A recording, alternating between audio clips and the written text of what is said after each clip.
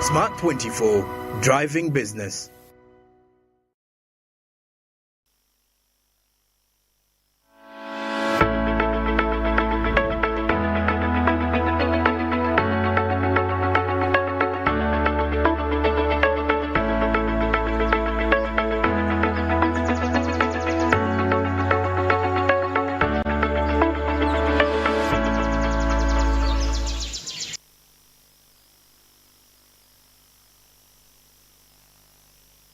We'll be back from the break and you still watching Smart Means Business, and now we are definitely heading to the latest from the world of the East African community business stories as we usher you into Karibu, East Africa. But as we're heading to Karibu, East Africa, you should as well get knowledge about investing in government bonds. Just so you know, it is now very simple and quite efficient with Zabu. Zabu is a platform by Altex East Africa, and it's definitely making this very possible and very simple for you.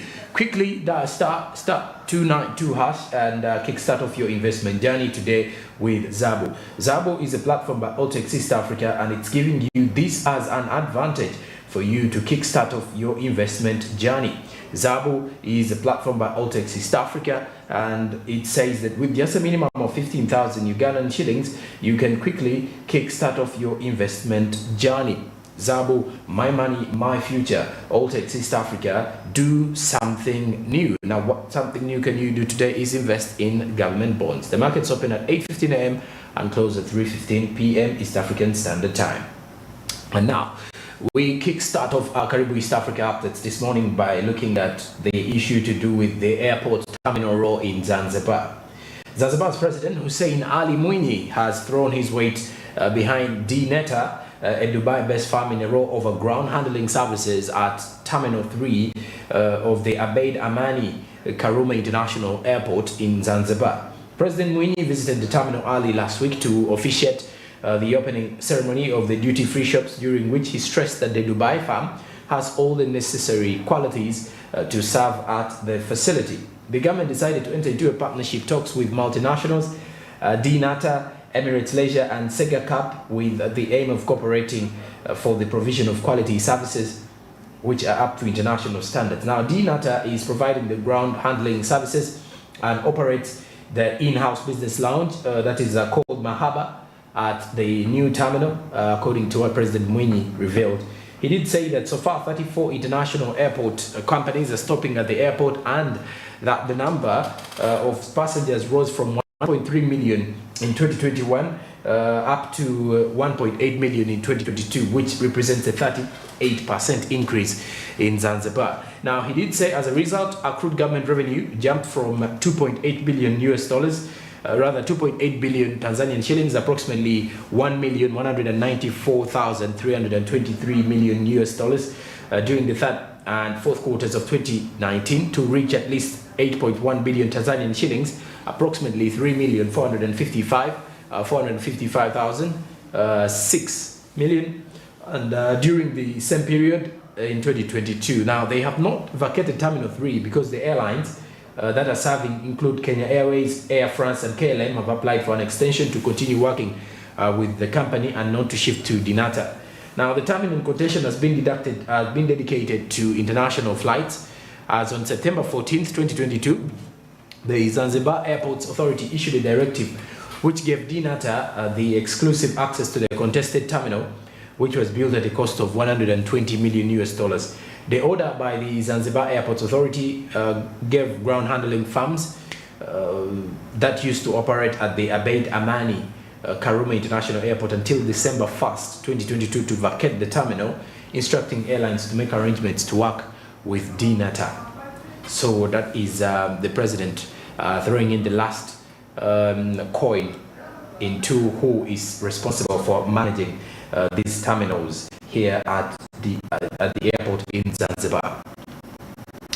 Now, away from that particular one in Zanzibar, we head to Tanzania, as the Tanzania Agriculture Development has guaranteed financing of 173.49 billion Tanzanian shillings to agriculture in the next 5 years through its smallholder guarantee scheme, according to what the bank did reveal. Now, the state-owned bank provides up to 50% guarantee to partner banks that provide agriculture loans through the arrangement known as Smallholder Farmers Credit Guarantee Scheme. Now, in a quarterly financial statement, which was published last week, the bank revealed that some 13,239 smallholder farmers benefited from the initiative from 2018 to the end of December 2022. The scheme is part of the bank's strategic mandate to enhance smallholder farmers' access to loans at low interest rates and other affordable conditions, and the scheme is funded by the International Monetary Fund for Agriculture Development through marketing infrastructure, value addition, and rural finance support programs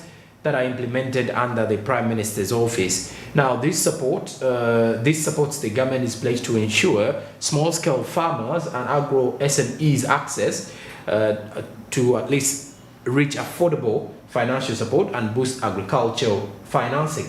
Now, through other initiatives, the bank has also endorsed 232 agriculture projects, facilitating the implementation of 42 agriculture processing industries. Now, overall, the bank also had a good year, recording a 1% increase in its cumulative profit of 11 billion Tanzanian shillings by the end of last year, from at least 10.9 billion Tanzanian shillings in 2021. The state-owned bank provides up to 50% guarantee to partner banks that provide agricultural loans through the arrangement known as Smallholder Farmers Credit Guarantee Scheme.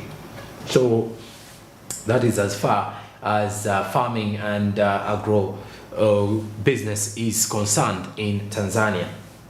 Now, lastly, from Karibu, East Africa, the Kenya Revenue Authority is set to monitor telecom's daily sales in tax evasion fight, as KRA has flagged mobile telecom operators for possible under-declaration of airtime, internet, and mobile money transaction sales, as it does seek to monitor the firm's revenue on a daily basis.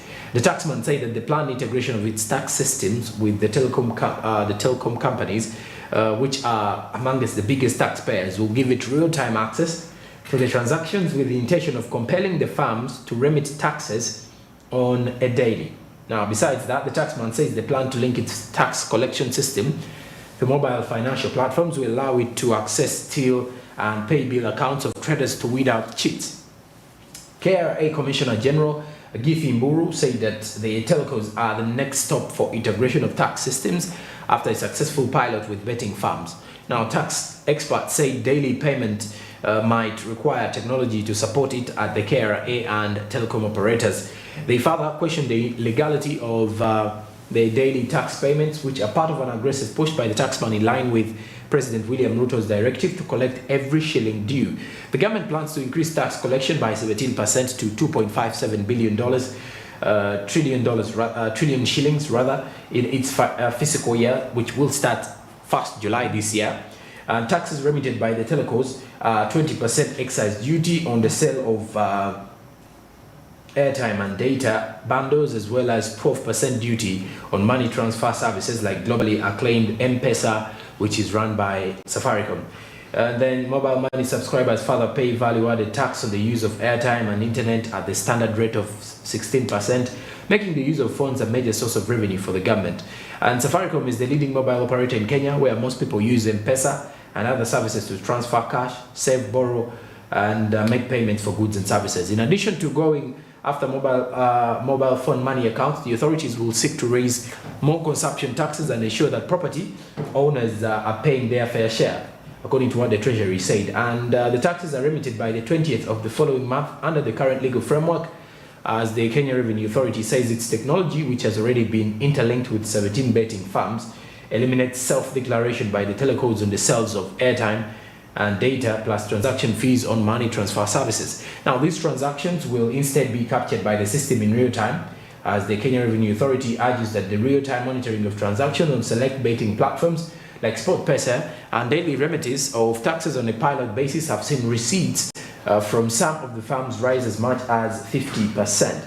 Now, the taxman does believe that the trend will be replicated in mobile network operators. The purchase and the use of mobile phones has become a major driver of government taxes, largely given the growing subscriptions to the networks, which crossed 65.4 million users last September.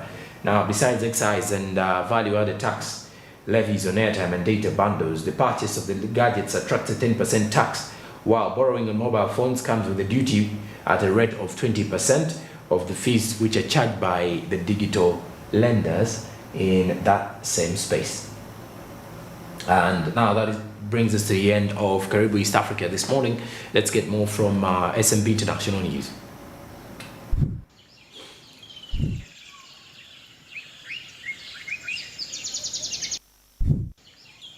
News: Nigeria has launched a domestic card scheme to boost its cashless economy, and this move is part of the central bank's move to at least reduce cash flow within the borders of Africa's largest economy.